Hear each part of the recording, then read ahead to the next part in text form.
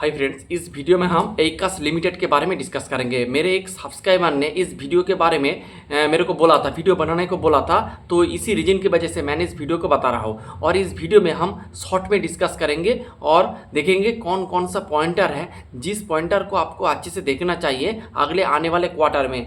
तो चलिए वीडियो को स्टार्ट करते with the analysis of business model. अगर आप देखेंगे एकास लिमिटेड एक एरोस्पेस का जो कंपोनेंट वगैरह है वो कंपोनेंट बनाने वाला एक कंपनी है। इसका ऑलमोस्ट 85% ऑफ रेवेन्यू ये आते हैं आपका उस एरोस्पेस का जो कंपोनेंट बना के, और इसका जो 15% रेवेन्यू ये आते हैं आपका कंज्यूमर इलेक्ट्रॉनिक सेगमेंट से, जो कि ईएमएस सेगमेंट से है, इलेक्ट्रॉनिक मैन्युफैक्चरिंग सर्विस सेगमेंट से है।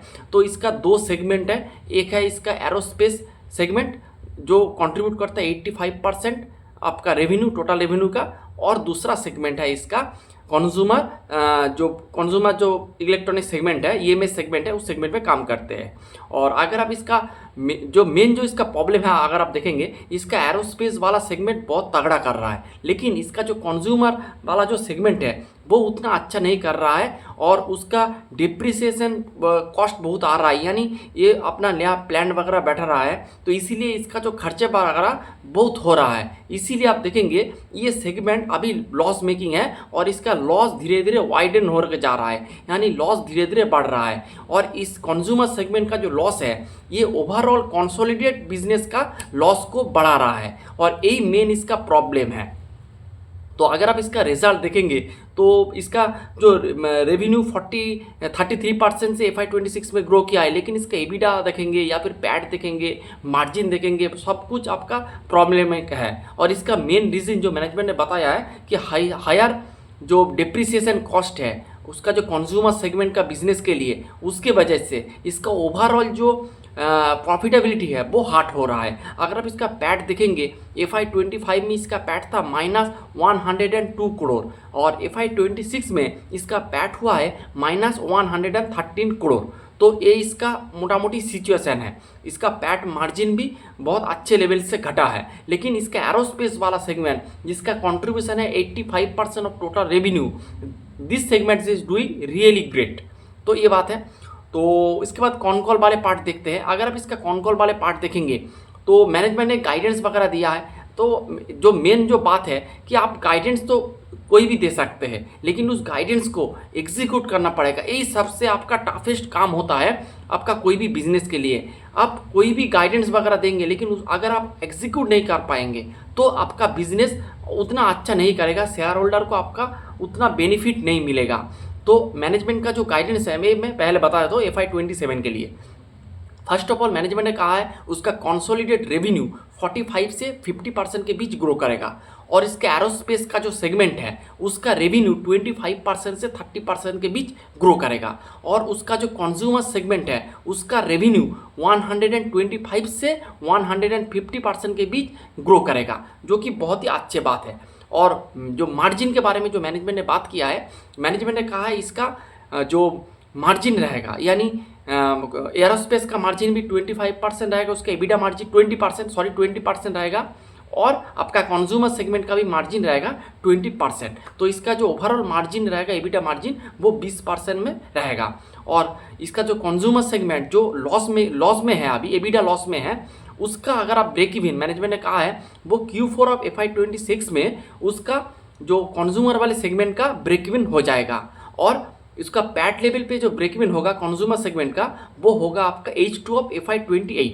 तो पैट लेवल पे ब्रेक इवन होने में ऑलमोस्ट 1.5 साल का ऊपर लग जाएगा, और अगले 1 साल के अंदर इसका एबिडा वाले सेगमेंट मोटा मोटी एबिडा ब्रेक इवन हो जाएगा। ये अकॉर्डिंग टू मैनेजमेंट का गाइडेंस है। उसके बाद अगर आप देखेंगे ये लॉस क्या है, तो आपको तो देखना होगा कि लॉस का जो मूवमेंट है वो किस दिशा में जा रहा है।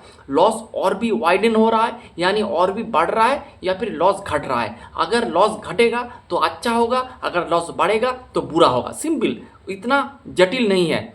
तो अगर आप देखेंगे Q4 का जो लॉस है कंज्यूमर सेगमेंट में, Q4 का एबिडा लॉस है 47 करोड़, ये आपका Q4 का लॉस है। और अगर आप FY26 का लॉस देखेंगे वो है आपका 184 करोड़। तो आपको इसको देखना है जो लॉस है वो बढ़ रहा है या फिर आपको तो लॉस बढ़ रहा है या फिर लॉस घट रहा है, ये आपको अच्छे से देखना होगा। तो यही एक मैट्रिक्स है ये इसको आपको फॉलो करने का। उसके बाद अगर आप देखेंगे तो इसका ये लोग कैपेक्स वगैरह भी कर रहा है। अगर आप देखेंगे Q4 में ये लोग अपना ऑलमोस्ट जो इसका जो कैपेक्स का जो प्लान है FY27 के लिए, वो एरोस्पेस में ये लोग 160 करोड़ का कैपेक्स करेंगे। और आपका जो कंज्यूमर वाला सेगमेंट है उसमें ये लोग मोटा मोटी 500 करोड़ का कैपेक्स करेंगे। तो कैपेक्स भी चल रहा है, उसके साथ जो Q4 में इसका जो कंज्यूमर वाले सेगमेंट का जो ऑपरेशनल स्टार्ट हो चुका है। मैनेजमेंट ने कहा इसका जो यूटिलाइजेशन का लेवल है वो भी अगले आने वाले जो क्वार्टर में धीरे धीरे बढ़ेगा। अगर अभी करंट सिचुएशन देखेंगे तो कंज्यूमर वाले सेगमेंट का जो यूटिलाइजेशन लेवल है वो है आपका 23%। मैनेजमेंट ने कहा FY27 के एंड में इस यूटिलाइजेशन का लेवल 23 से बढ़कर हो जाएगा 45 से 50 के रेंज में आ जाएगा।